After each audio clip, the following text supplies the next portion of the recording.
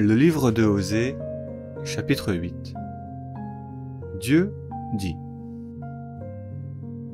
Toi, le prophète, sonne l'alarme, souffle dans la trompe posée sur tes lèvres. Depuis qu'ils ont transgressé mon alliance, depuis qu'ils se sont rebellés contre mes enseignements, ils sont devenus comme un rapace sur la maison de Dieu. Ils appellent à l'aide vers moi en disant: Mon Dieu, nous te reconnaissons, nous, Israël. Depuis que Israël a rejeté le bien, l'ennemi le poursuit. Ils ont couronné, mais leur roi ne venait pas de moi. Ils agissent comme des gouverneurs, mais je ne les reconnais pas comme tels. Ils ont façonné des idoles d'or et d'argent dans le but évident de me renverser. Samarie, je rejette ton veau d'or. Ma colère s'enflamme contre eux, les usurpateurs. Jusqu'à quand seront-ils incapables de rester innocents? Serait-ce pour toujours? Un artisan venant de Israël façonna le veau d'or. Ce n'est ni Dieu ni les siens qui le façonnèrent, mais bien lui. En vérité, le veau d'or de Samarie sera mis en pièces, car qui sème le vent récolte la tempête. Aucun épi de blé ne grandira pour lui, et ce qui poussera ne donnera pas de farine. Et s'ils en donnaient, les étrangers la dévoreraient. Israël a été avalé. Israël a été englouti. Ils sont parmi la descendance d'Abraham comme un récipient qui n'a rien de bon en lui. Car ceux-là sont allés en Assyrie comme l'âne sauvage se sépare lui-même de son troupeau.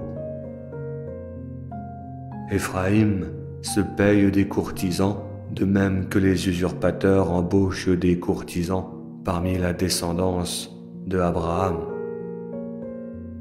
Maintenant, je vais les rassembler et ils commenceront à rapétisser. À cause du tribut à payer au roi des chefs de tribu, c'est-à-dire au roi de la Syrie. Éphraïm a multiplié pour le péché les autels de sacrifice. Ils seront pour lui l'autel de son péché. Pour lui, mes enseignements sont considérés comme étrangers à la vertu. Et le prophète ajouta: Les usurpateurs offrent des sacrifices en offrande. Ils sacrifient la chair et la mangent. Mais Dieu ne trouve pas cela plaisant. Dieu se souvient de leur dépravation, et il les punira pour leurs vices. Ils retourneront en Égypte, ils retourneront à l'esclavage.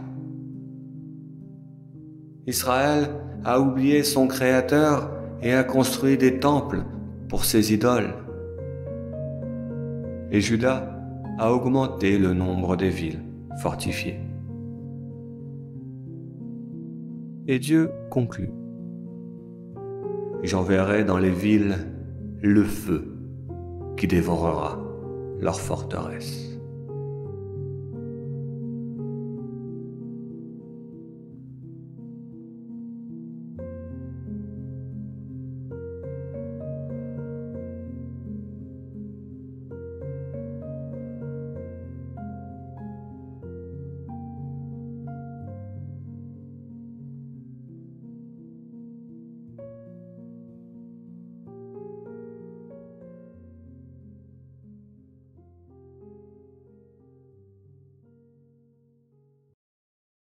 Le livre de Osée, le commentaire du chapitre 8. Enfin, arrivons-nous au passage qui a motivé la rédaction de ce livre. Il s'agit du passage qui associe le nom de Samarie et celui du veau d'or. Dans ce passage, Samarie incarne celui qui n'est pas nommé dans le chapitre 32 de l'Exode et qui est responsable de l'hérésie du veau d'or. Ce passage du livre de Osée marqua fortement les esprits, et il donna un nouveau nom à l'artisan d'Israël, fondeur du veau d'or, celui de Samarie, ou en arabe de Samiri. Depuis ce chapitre 8 du livre de Osée, le nom de Samarie est devenu définitivement le synonyme de la rébellion contre Dieu. Dès lors, le titre de Samarie, attaché à n'importe quel nom, prit le sens d'une dangereuse hérésie qu'il faut détruire. En une seule parabole, le prophète Osée jeta, au nom de Dieu, l'anathème sur le royaume du Nord. Pourtant, comme Jérémie le sous-entendra, dans ce divorce, les deux parents sont responsables. Après le schisme des enfants d'Israël, il faudra attendre de longs siècles avant que les enfants d'Israël retrouvent un chef et une unité. C'était à l'époque de Juda, fils de Mattathias, dit Juda Maccabée. Certes, sous le pouvoir d'un lévite, le pays n'était pas le royaume promis, mais le pays revenait comme à l'époque de Moïse, sous l'égide d'un juge juste. Puis arriva l'opportuniste, allié de l'Empire romain. L'Édomite, cruel et fraîchement converti. Il vola le pouvoir et certains, aveuglés par leur désir, dirent qu'il était le Messie. Quel mensonge! Comment celui qui martyrise les enfants d'Israël pourrait-il en être le roi juste?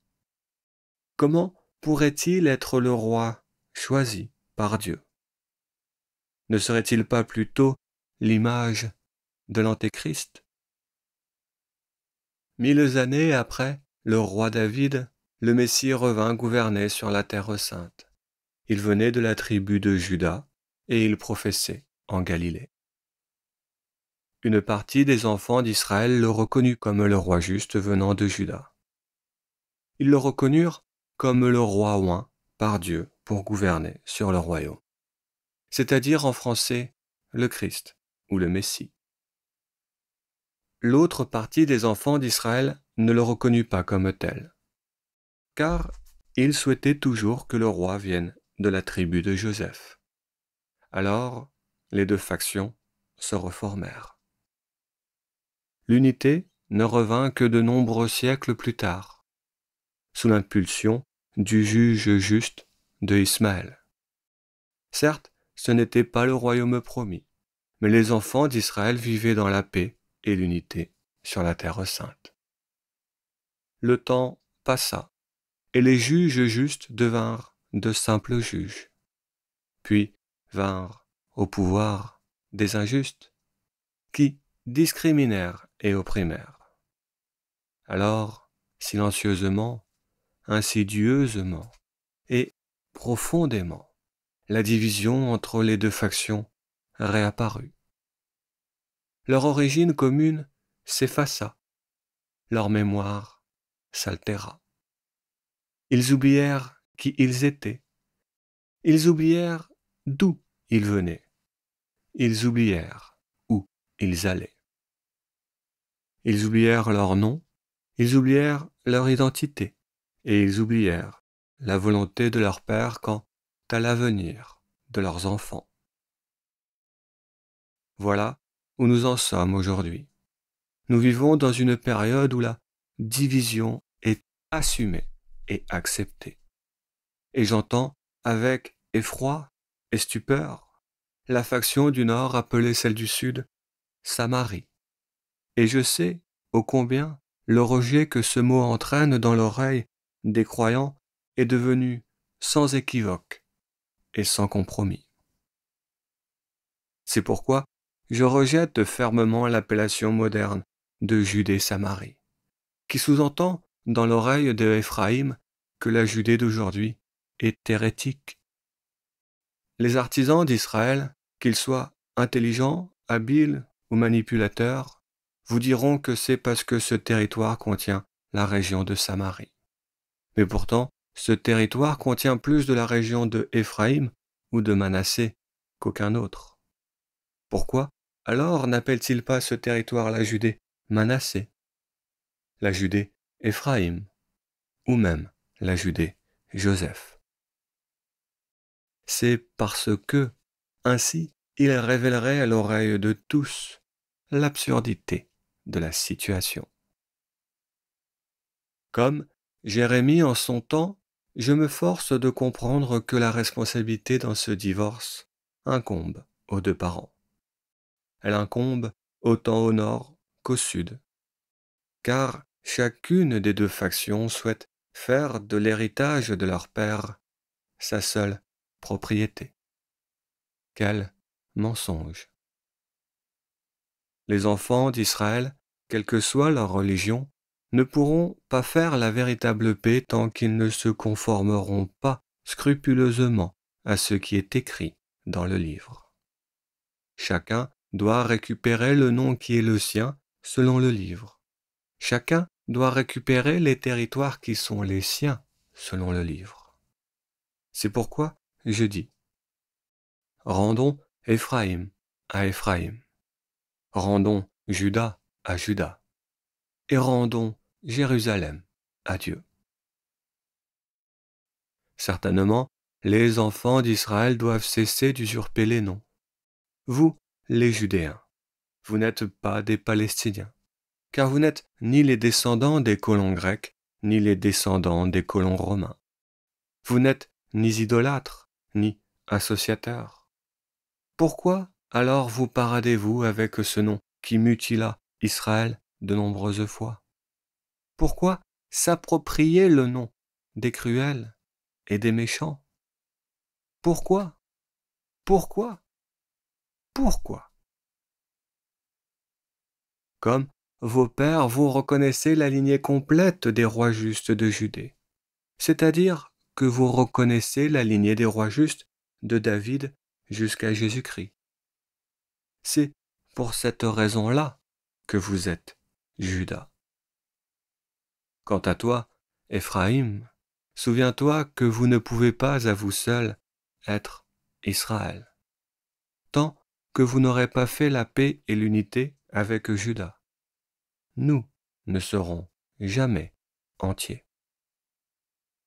Tant qu'Israël n'est pas réuni, Israël n'existe pas. Tant que Éphraïm et Juda ne font pas au nom de Dieu la paix, Israël est meurtri, et Israël restera allongé jusqu'à la fin du deuxième temps. Heureux le jour où Éphraïm et Juda feront au nom de Dieu la paix, car en ce troisième jour, Israël se lèvera. Tant que Éphraïm croira sont les alliances avec les empires et les nations qui lui assurent sa sécurité. Dieu sera incompris et les croyants seront éloignés du royaume. Tant que Juda croira que ce sont les murailles qui font sa sécurité, Dieu sera incompris et les croyants seront éloignés du royaume. Et cela, je le crois de tout mon corps, de toute mon âme. Amen.